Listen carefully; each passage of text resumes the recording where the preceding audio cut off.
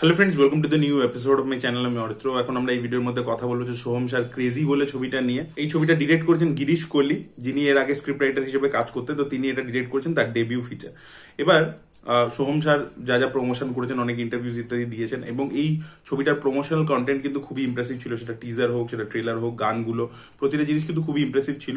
এবং ইনি ইন্টারভিউতেও বারবার বলেছেন যে থ্রিলার জনরাতে নতুন কিছু তারা এক্সপ্লোর করবার চেষ্টা করেছেন।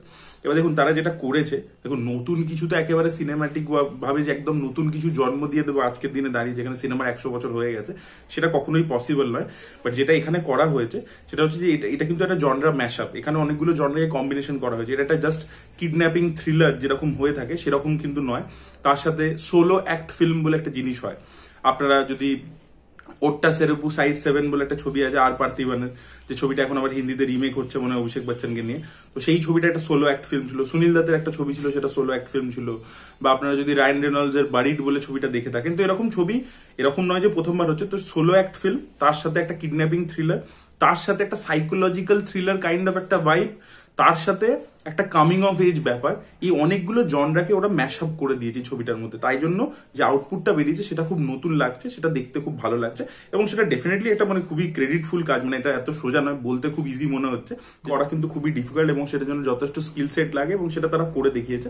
তো সেইটা আর কি খুব ভালো হয়েছে। তো আইডিয়া লেভেলে আর কি জিনিসটা খুব ইন্টারেস্টিং। এবং সেকেন্ড জিনিস যেটা হয়েছে যে হচ্ছে প্রেজেন্টেশনটা, মানে সিনেম্যাটিক ওয়েতে যে প্রেজেন্টেশন। এই ছবিটা অ্যাকচুয়ালি 2022-এ শুট করা হয়েছে, কিন্তু এতটা যে সময় লেগেছে সেটা কেন লেগেছে সেটা আপনার ছবিটা দেখলে বুঝতে পারবেন। যে সিনেম্যাটিক প্রেজেন্টেশনটা সেটা প্রচন্ড ইউনিক হয়েছে।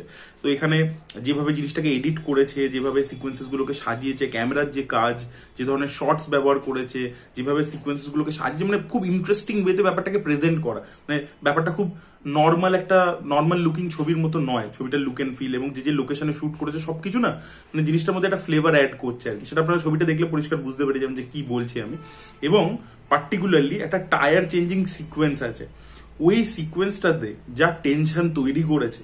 ওখানে একদিকে একটা ভিডিও কল হচ্ছে, একদিকেও টায়ার চেঞ্জ করছে, মানে ওই জায়গাটাতে মানে পিক মোমেন্টে চলে গেছে আর কি। এবার দেখুন এই ধরনের ছবি আপনারা যদি এই জনরার ছবি দেখে থাকেন, দেখবেন প্রথমে সেট আপে একটু সময় নেওয়া হয়, এবং সেটা রয়েছে। তো সেটাকে কোনো ল্যাগ ভাবার প্রয়োজন নেই যে প্রথম হাফটা একটু লোকের একটু স্লো মনে হতে পারে। ছবিটার ওভারঅল রান টাইমটাই খুবই কম, মানে 1.5 ঘন্টার মাত্র রান টাইম আর কি ছবিটা। তো খুবই কম রান টাইম, এবং ক্রিস্পি রাখা হয়েছে, জিনিসটা টু দ্য পয়েন্ট আর কি চলে। এবং ব্যাপার হচ্ছে যে সেকেন্ড হাফ থেকে, মানে ছবির সেকেন্ড হাফ থেকে মূলত কিন্তু প্রচুর ইট বিকামস থ্রিলিং রাইড আর কি। কন্টিনিউসলি টুইস্ট অ্যান্ড টার্নস আসছে, এবং একটা এজ অফ দ্য সিট আপনি মোমেন্ট পাচ্ছেন। এবং এন্ডিং এ গিয়ে যে টুইস্টটা আসে সেটার মধ্যে কিন্তু একটা আনপ্রেডিক্টেবল ব্যাপার আছে, আনপ্রেডিক্টেবল একটা টুইস্ট আছে, সেটা আপনাকে যথেষ্ট শকিং ভ্যালু দেবে। রাইটিং লেভেলে খুব মনোযোগ দেওয়া হয়েছে স্ক্রিপ্টের ওপর, কারণ পুরো জিনিসটাকে সাজানো, ধরে রাখা, এঙ্গেজ করে, সেটা খুব কঠিন ছিল। সেটা করতে পেরেছে সাকসেসফুলি ডিরেক্টর রাইটার। এবং তার সাথে যে সিনেম্যাটিক প্রেজেন্টেশন, এই দুটো খুব ভালো। তো এই দুটো সব থেকে পজিটিভ। এবং থার্ড যে জিনিসটা, এই সোলো অ্যাক্ট ফিল্মের মধ্যে যেটা হয় যে পারফরমেন্সের উপর অনেক কিছু দাঁড়িয়ে আছে। কারণ পুরো জিনিসটা আপনি অ্যাক্টরের পারফরমেন্সের উপরই, তার এক্সপ্রেশনসের উপরই পুরো জিনিসটার ফিলটা বুঝতে পারছেন। তো সেইটা কিন্তু সোহম স্যার দুর্দান্তভাবে পুল অফ করেছে। ছবির শেষের দিকে গিয়ে তার পারফরমেন্স দেখবার মতো, এবং তার গলার আওয়াজ যে মানে চেঞ্জ হচ্ছে, কথা বলা, সবকিছু মানে এত সুন্দর করে সে যে পারফর্ম করেছে, তো দেখবার মতো আর কি। তো এই ছবিটা কিন্তু অ্যাকচুয়ালি মানে প্রচুর খেটে বানানো হয়েছে, মানে প্রতিটা ডিপার্টমেন্ট এফর্টটা কিন্তু আপনি ছবিটা দেখবার সময় পরিষ্কার বুঝতে পারবেন। এবং তাই জন্য আমি আগেও তিনিয়ারি কথার এপিসোড হোক বা এমনি যখন আমি ভিডিও বানিয়েছি সেখানেও আমি কিন্তু বারবার বলেছি এই ছবিটাই কিন্তু খালি যে ট্রেলার দেখছি, গান দেখছি, ভাল লাগছে সেইটুকু বললে হবে না। হলে গিয়ে কিন্তু ছবিটাকে দেখে সাকসেসফুল বানাতে হবে। কারণ তুম্বাডের ক্ষেত্রে কিন্তু প্রথমবারে ছবিটা চলেনি, পরের বারে যখন রিলিজ করেছে তখন লোকে গিয়ে দেখেছে, সেটা বড় হিট হয়েছে। এবারে কিন্তু আপনারা হলে গিয়ে দেখুন, এটা কিন্তু সত্যি বলছি 1.5 ঘন্টা আপনি যা টাকা খরচা করে দেখবেন ছবিটা মোস্টলি মাল্টিপ্লেক্সেই এসছে, কোনো সিঙ্গেল স্ক্রিনে আসেনি সেইভাবে। কিন্তু আপনি যখন গিয়ে টাকা খরচা করে দেখবেন, আপনার পয়সা কিন্তু উসুল হবে। আপনার মনে হবে যে ভাই টাকা দিয়েছি, একটা কিছু দেখলাম, একটা এক্সপিরিয়েন্স করলাম, যেটা কিন্তু বেশ ভালো। আপনারা থ্রিলার ছবি ফ্যান হলে কিন্তু আপনাদের যথেষ্ট ভালো লাগবে।